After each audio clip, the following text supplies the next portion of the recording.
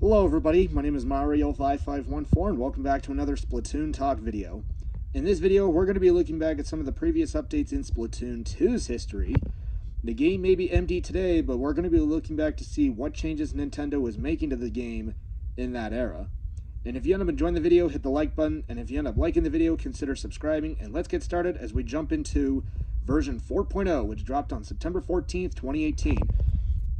And similar with the previous updates, 4.0 continues the trend of adding new content, and this time they're adding new content for Splatfests, as they've added two new modes, being the normal and pro modes, replacing the previous solo and team modes, which was supposedly used back in Splatoon 1 and early Splatoon 2. Normal mode can be played solo or as a team of up to 4 friends. Playing with fewer than 4 friends will add the appropriate number of other players to the team. Selecting continue or change gear and continue allows players to continue on to the next battle with the same team. Points for turf inked by individual players are added to the points earned by the team for winning a battle, resulting in a value known as clout. And the side with the most clout at the end of a Splatfest is the winner. Clout is not added for battles between the same side. So basically mirror matches here. If a team is on a winning streak, the game will try to match them against other teams on a winning streak. When there are multiple teams with the same number of consecutive wins, teams will be matched with a team as close to their skill level as possible. So, yeah, that's nice. Splatfest Pro.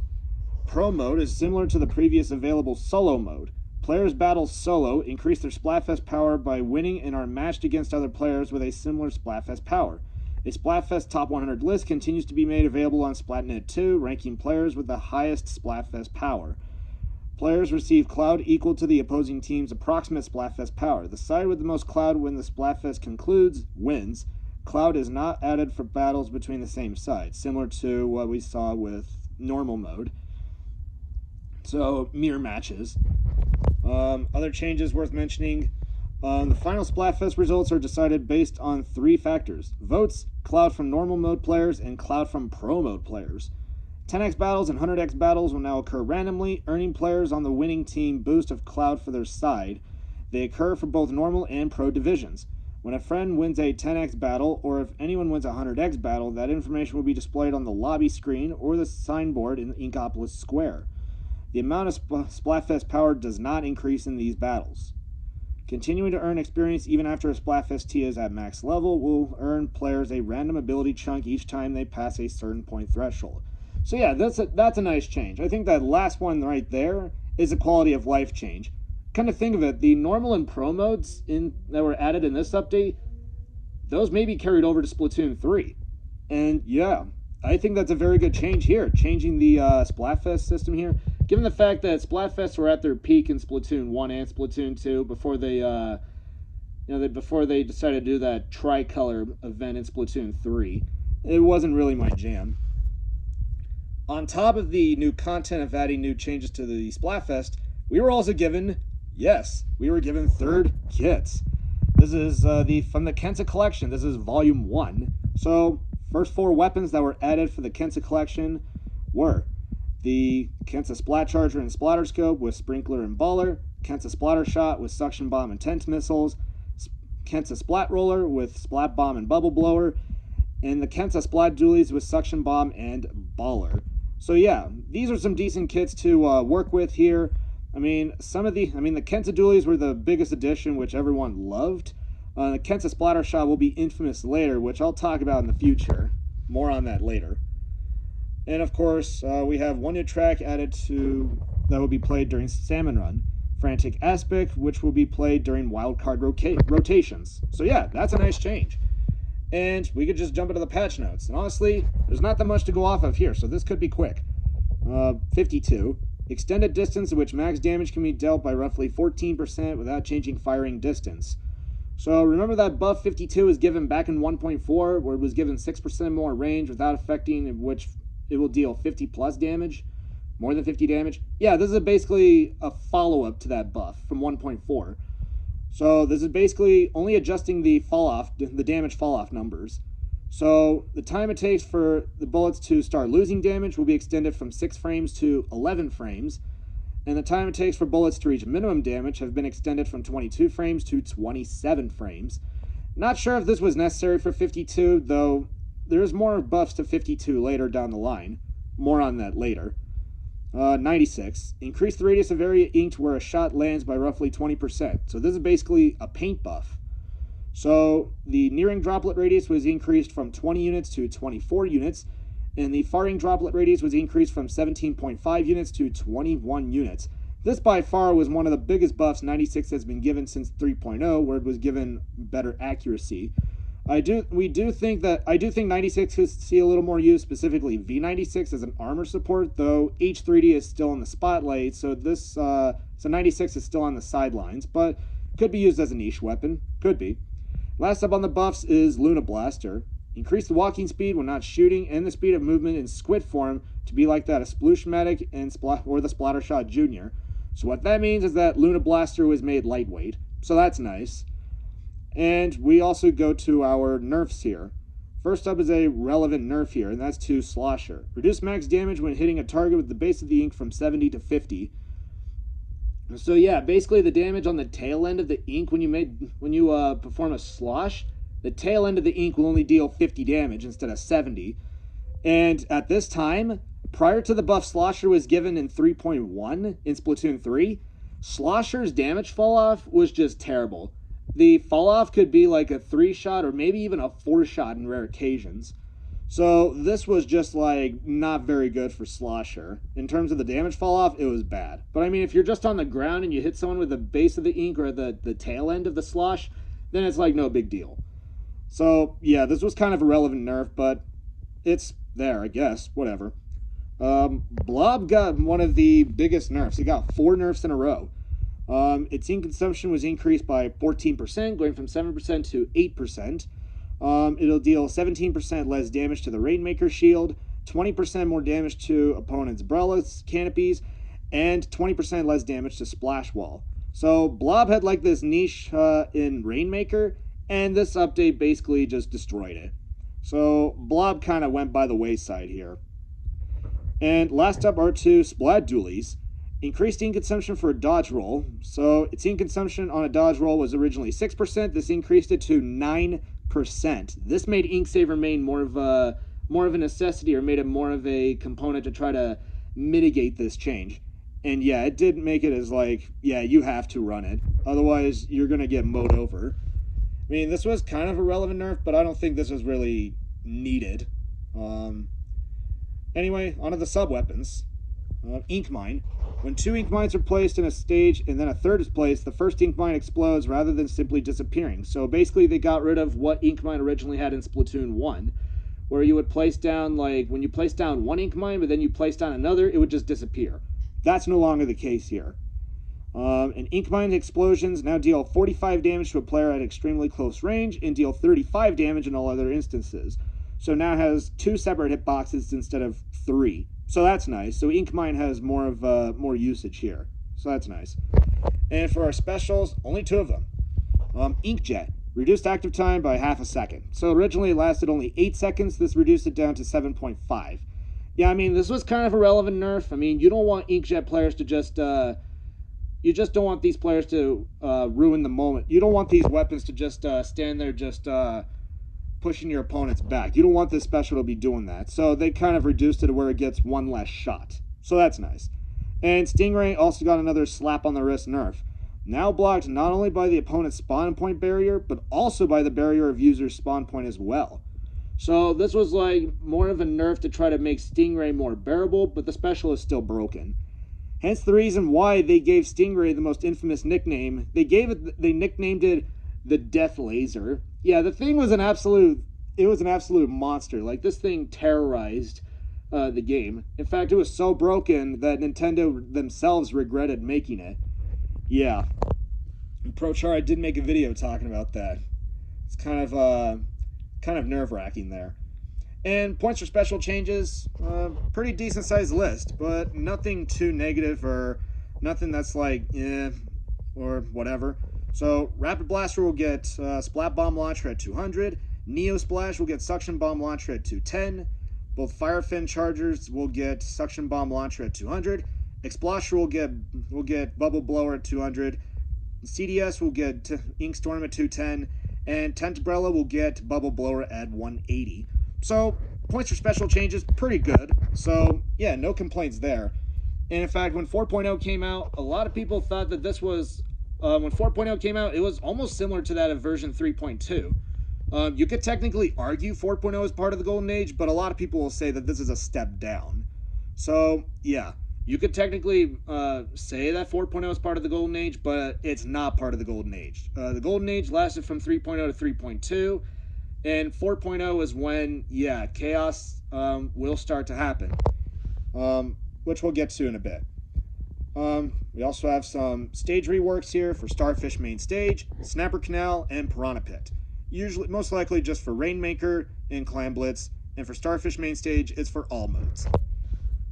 And yeah, still a bit of adjustments, but we also have a whole list of bug fixes for multiplayer. We also have a few changes to Salmon Run. Increase the number of golden eggs that appear after defeating a griller from 3 to 5, so that's nice. At least you get more of an incentive to actually defeat those things, so at least you're not left holding the bag when you're dealing with them. Rank can now be reset to Professional 40 when visiting Grisco Industries once title and rank have reached Professional 100 or higher. So that's nice. And yeah, there's a list of bug fixes here. There's a few changes and fixes for Spectator mode if you're playing in a private battle. There were a few bug fixes for Octo Canyon as well as for Octo Expansion. And of course, other changes have been listed here. When players choose change gear and continue and are selecting gear in between regular and Splatfest battles, a sound effect will now play, notifying them when time is running out. So that's a nice change. I think that's a nice quality of life change. I do think that was carried over to Splatoon 3 as well. So that's nice. Most of these changes that were made in this game in Splatoon 2 were carried over to Splatoon 3. A lot of them were. And yeah, that's 4.0. Not that much to go off of here, but that being said, with how small this is, we could just jump into version 4.1, which dropped on October 3rd, 2018. Yeah, unlike 4.0, 4.1 does a little bit more here.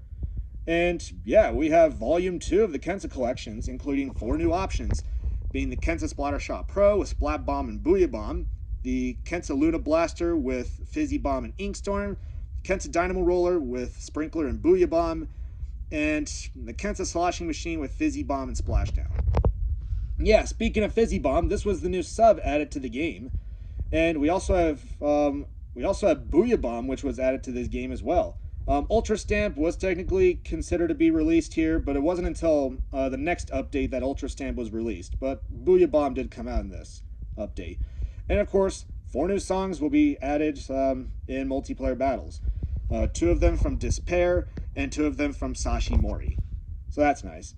Skipper Pavilion was added in this update, which would also be the final regular stage to be added to the game. So, yeah.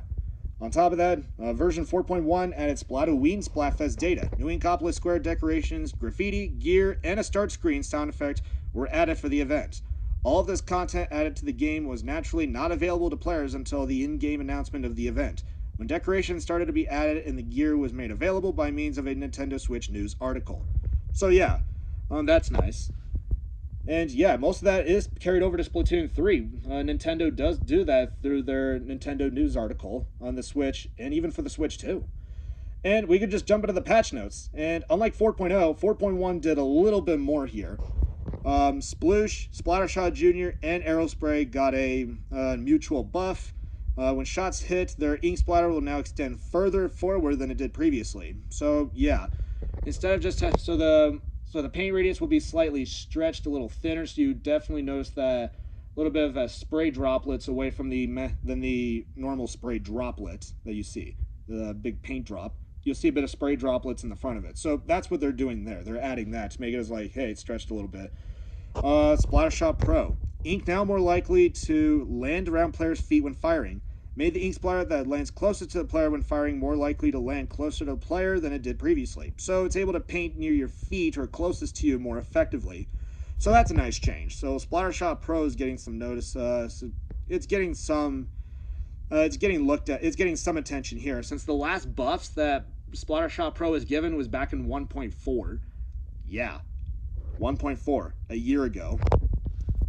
96. Extended firing range by roughly 6%. So 96 has 6% longer range, which is actually a decent buff.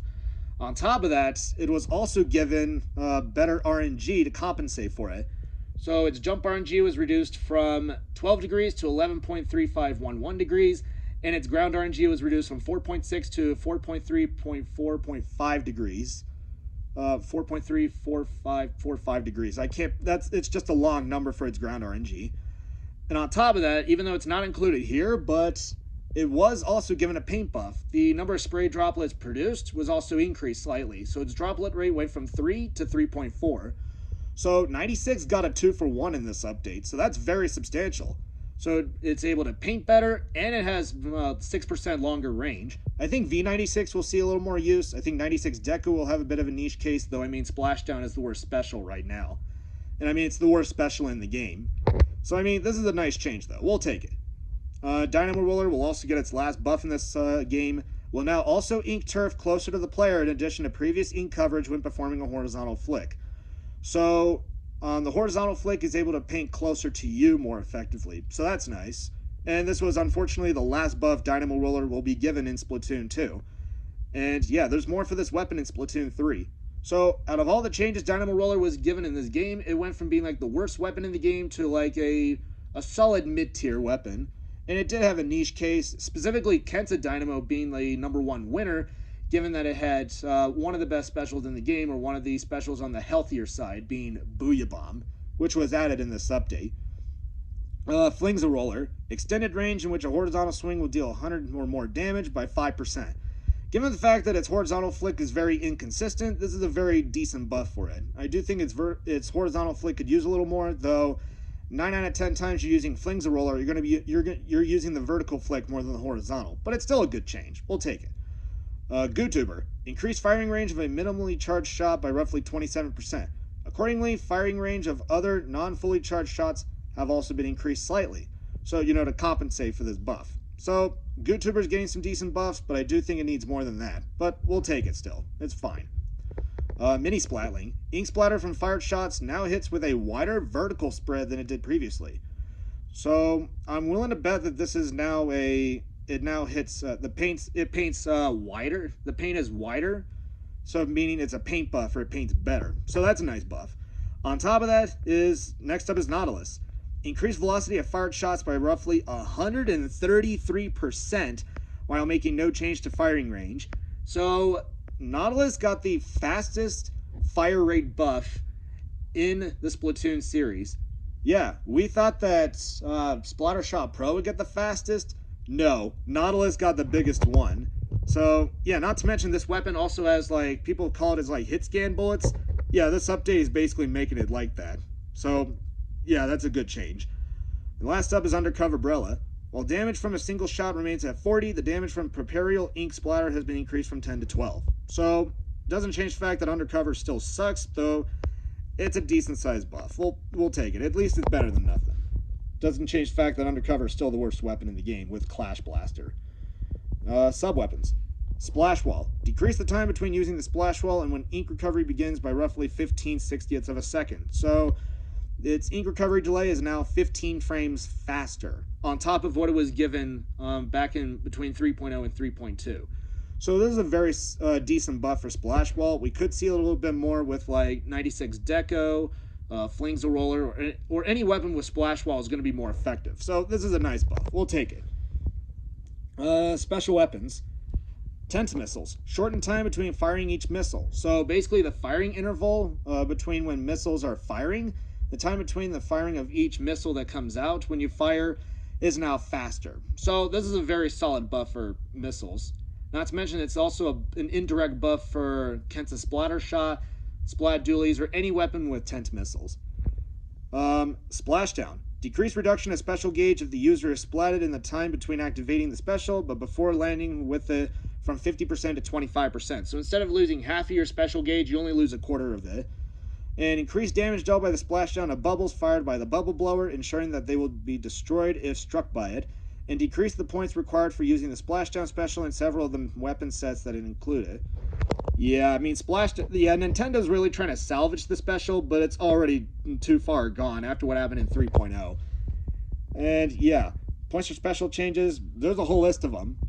And Ink Brush and Undercover Umbrella will be our first and only weapons to reach 150 points for special. Yeah, we went from having 150 being the lowest to 230 to being the highest. What an absolute mess, man. What a mess. So yeah, Ink Brush and Undercover will get Splashdown at 150. Sploosh will get Splashdown at 160. 96 Deku will get Splashdown at 170. Ray Charger will get Stingray at 200. Same with Splatterscope. Both Firefin Chargers will get Suction Bomb Launcher at 210. End Parries will get Inkjet at 220. And the Kensa Dualies will get Baller at 210. Yeah, the meta shifts in this update were a lot more noticeable. And with the fall of end parries and Kensas, really hurt things a lot. And yeah, along with the meta shifts being more noticeable, most of the Golden Age weapons have dropped off here. And yeah, dualies and regular blaster are just more of like niche picks. But out of the weapons that kind of dropped, Splatbrella was the only weapon that survived the anarchy. So at least one weapon is still usable. And of course, we also have a few bug fixes for multiplayer and for X Power, League Power, and ranked battles. When playing ranked or league battles as a pair, your rank meter, X Power or League Power, will no longer decrease when playing with fewer members on your team due to internet disconnections for an event shorter period than it was previously the case. So yeah, this is a nice quality of life change, similar to what we were given back in for Turf War and for ranked battles. So that's nice. There's also a few changes for Salmon Run, not that many here, and other changes as listed here. On top of that, yeah, that's pretty much it. On October 2nd, 2018, a day before the update's release, the Japanese Splatoon Twitter account on Squid Research Lab, Tumblr account linked to a YouTube video showcasing some of the new features in the update. Yeah, basically most of the stuff that we've already talked about. And that's it. That is the video. That is version 4.0 and 4.1. Thank you all for watching. If you guys like the video, be sure you subscribe and don't forget to leave a like on the video. If you want to see more videos like this, just send a comment below. Thank you all for watching, and I will see you all next time. And until then, stay fresh.